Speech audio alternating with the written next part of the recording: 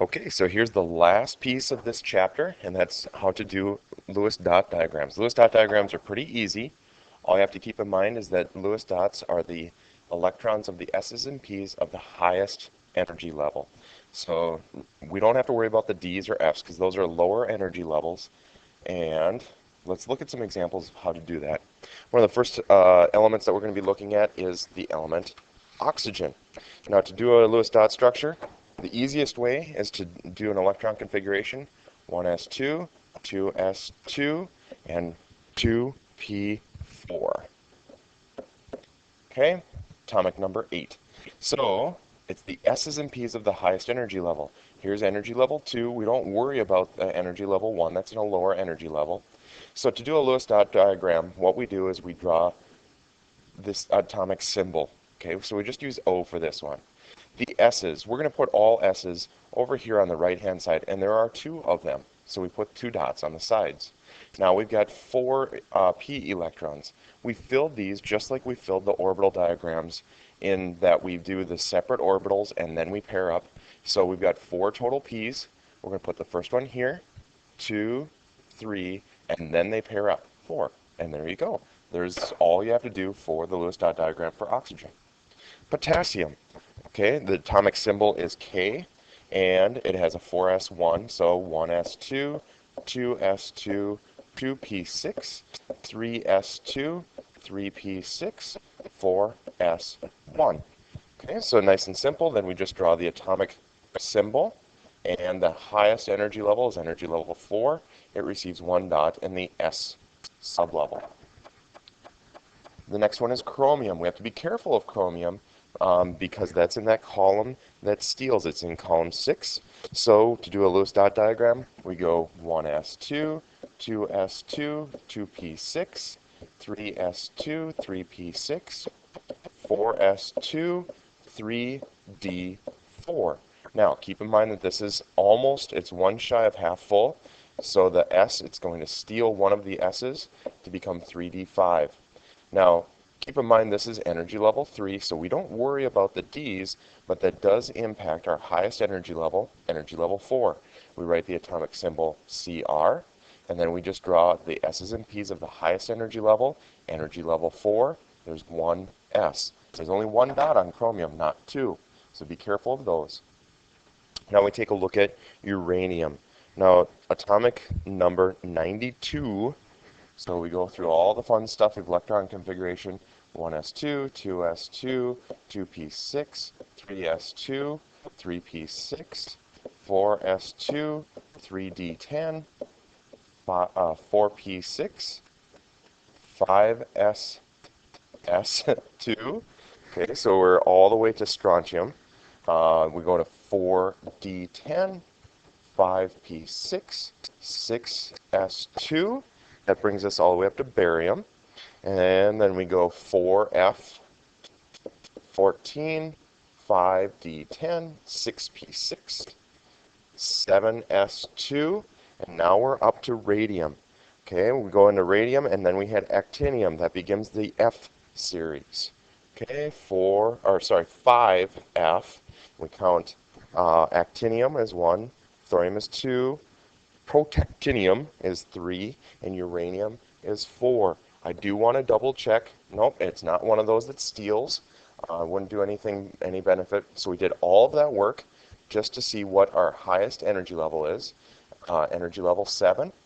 And so then we write uranium, and we see that there are 2 dots. Now we should see a trend. If I go back to a periodic table, if I can find one,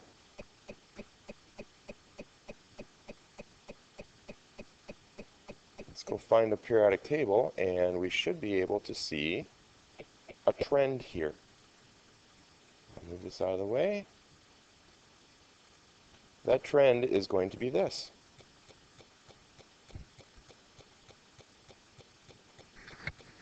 Everything in the column 1 is going to receive 1 dot. Doesn't matter if it's hydrogen, lithium, sodium, potassium, all of these things, we'll just call it element X, these are all going to receive 1 dot because there's only 1 S. Anything in column 2 is going to receive 2 dots. Anything in this block, with a couple of exceptions, any of the transitions, also including any of the lanthanoids and actinoids, any of the Fs, those are also going to receive 2 dots because you have to fill the 2 first, the S's, and then we get into a lower energy level. So anything over here is going to receive the 2 dots. It's going to have the exact same electron configuration as a column 2. Now I mentioned that there are going to be some exceptions. Be careful. This is a column that steals. This is a column that steals. Also, if we look, 1, 2, 3, 4, 5, 6, this is a column that steals an S. And lastly, if we go this column, this is a column that steals. Okay, so those would be 1 dot. Anything in column 13 is going to have 2 S's, 1, 2, and a P. Carbon would have a second. Anything in this column, in column 14, would have 2 P's. Anything in column 15 would have 3 P's. And then we pair up. Column 16 is 4. Column 17 is 5 P's. And column 17 is going to have, column 18 is going to have 6 P's. Now, one of the reasons why helium is listed right here in column 18 is because it does have as many electrons as it can possibly hold. Just like any of these elements down here, they're holding as many S's and P's as they can hold possibly, but energy level 1 has only a sublevel, S. That's the only sublevel. It has no P's at all, and S can only hold at maximum 2 electrons. So because helium has as many electrons as that row can possibly hold, it is also a noble gas, which means that it is completely filled.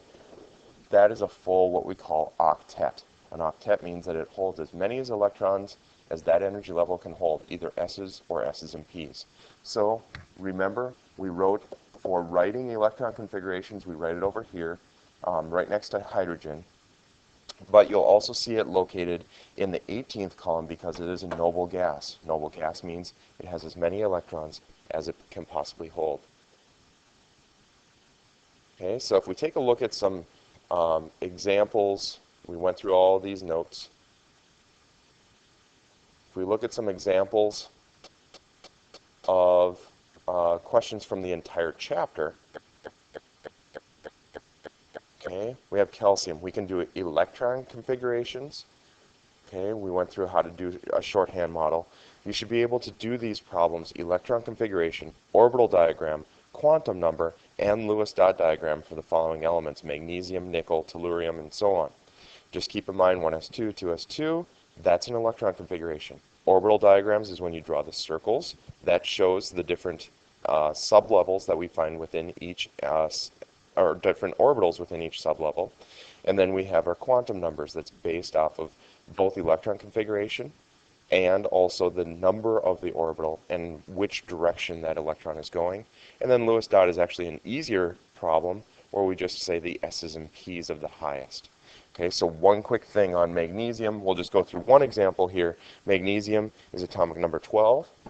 Its electron configuration 1s2, 2s2, 2p6, 3s2. Okay, to do an orbital then, we just draw 1s, 2s, 1, 2, 3 orbitals for 2p, and 3s. We fill in our arrows. First time going clockwise, counterclockwise for the second one. 1, 2, 3, 4, 5, 6, and then 1 and 2.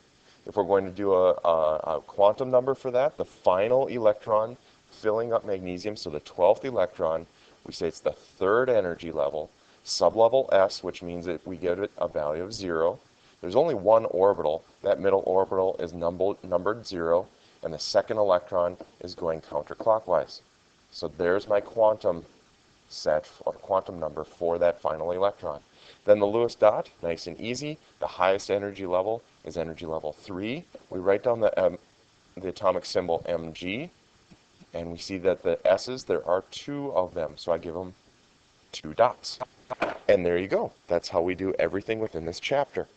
Keep in mind, chromium and gold, those are going to be ones that steal. Other than that, you should be ready to go.